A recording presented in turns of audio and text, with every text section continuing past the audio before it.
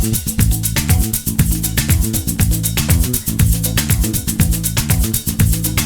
Alec.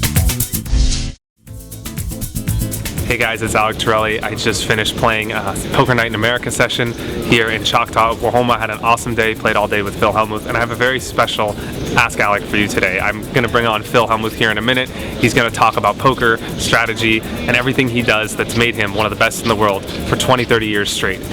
So I'm really excited to have him as a guest. I'm very flattered he spent some time with me today, and welcome, Phil Hellmuth. Phil, you've obviously been around the poker world for so long. You started playing poker when I was born, and I mean that as a compliment. I remember reading your books when I was a kid, aspiring to be like you as a player. You've seen the game change so much over the years. You've stayed on top of the industry for so long. What is your secret, and is it harder now than it was 10 years ago? Everybody always says it's harder, but I find myself just continuing to go deep all the time. Right. And because I think the one thing that never goes out of style is reading ability. So the kids have all these theories. I go online, I see what their latest theory is, I read it, I absorb it in 4 minutes. We should do this more often. We should do that more often. These are the correct hand plays. So it literally takes me 4 minutes to absorb all the new information that they have out there, and then I can use that against them. The one thing you can never hide is whether you're strong or weak. So that's why I've remained relevant. I mean, hell, I should have won the 111K one drop. I mean, I blew that tournament. I had 10 million in chips, and I made a mistake at the end. I should have at least finished first, second, or third. And every year in these no limits, I'm down there deep all the time. It's crazy how often I'm down there. And you look at the board all the time. I'm chip leader, second in chips, third in chips, fourth in chips. Someone just did an essay on someone did a nice article. They assumed I played 80% of the tournaments, and they said, Phil's results are incredible. Well, the fact is I play 50% of the tournaments. Yeah, you really do select quality over quantity. So, I mean, it's just, I'm deep so often, I can only play so many.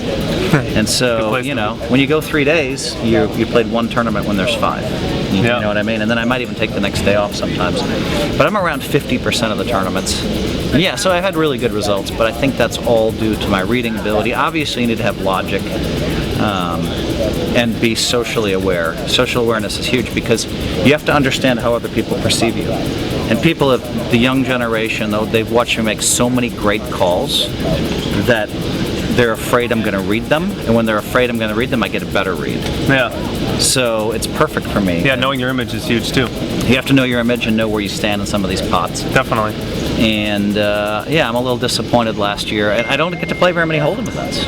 Right. I mean, it's horrible for me because, you know, I mean, I can't show everybody how good I am at hold'em. Last year I had a 15th after I was chip leader for a day and a half at a 1500, and then I had like a 7th or 6th, maybe 5th in the one drop. Right. So 2 deep runs just last year alone at the series, and then in the main event I went deep again. So I'm playing No Limit Hold'em really well. The game continues to make sense to me, and I think I'm lucky, Alec, because I just feel like I know I'm lucky. I'm aware of the fact that I'm lucky, and I think it's because luck comes to you when you perceive things in a positive way, though. Well, I mean, I'm lucky to still have the skill set and to be relevant. Absolutely. Because I've watched so many players disappear. Even ones who I thought would never disappear have disappeared.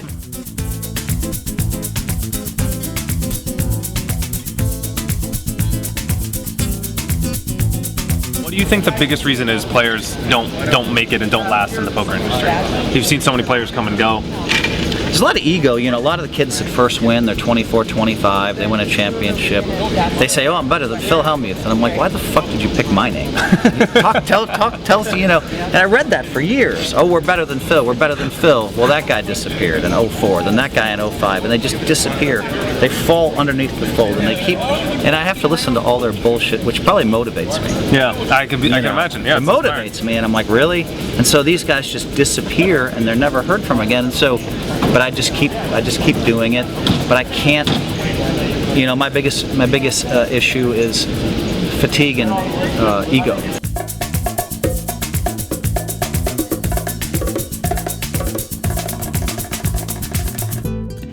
The ego stuff I feel I have a pretty good handle on. Now I understand that my success isn't just my success.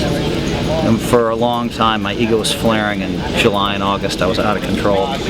Lost a couple $100,000 to my friends playing poker. Oh wow. Maybe blew $250,000. And me as a poker player, my winnings are like this. Always, always, always. I never lose 3 times in a row. I started losing in July, I lost in August, September, October. Wow. I got it all back in 1 week in November, playing with my friends. 1 week, just because I finally realized that I wouldn't have 14 bracelets without my wife. Yep. And now you attribute your success to somebody other than you as well as you, and that helps with the ego. And then magically all the pictures on my phones turn from Clinton and Bush and Obama, to wife and kids, and that kind of thing. And so it was kind of a nice transformation for me. I talked to someone who's really smart. And you look at somebody like Jordan Spieth, and he always says, we did this, we did that. Well, it's him, really. And he might be referring to God, although he's never said that. He might be referring to his team, but I like the we. When you're talking about we win, we win, I really like that. And that's a really good approach for sure. That's going to help me with my ego. Just because you're at the front, there's people behind you that make you get to where you are. And if you're standing here, then there's definitely someone else that's helping you. I'm super lucky. I have a supportive wife too, so we've been together, 5 years. I could totally sympathize with that. So props on that. You have it figured out. And then at the fatigue thing. So the fatigue thing is what I'm battling now. Even today, I went to bed at 5 a.m. I couldn't sleep till 9. It's maddening. Yeah. And you're just in pain, like almost. But luckily, I don't have to get up ever in my life. And I was able to sleep until 4:45 and get a good night's sleep. But so that's what I'm dealing with now is fatigue. Fatigue has cost me final tables and tournaments in the last 3 years of the series. I'm still winning bracelets. I'm still deep all the time, but it's cost me now. Yeah. And it's costing me over and over. So I'm going to go consult with my sleep doctor Tuesday. I need to figure this out before the series. Yeah, for sure. It's really good to be self-aware and work on all the aspects of your game. You really know your strengths, you know your weaknesses, and that's makes you a good player.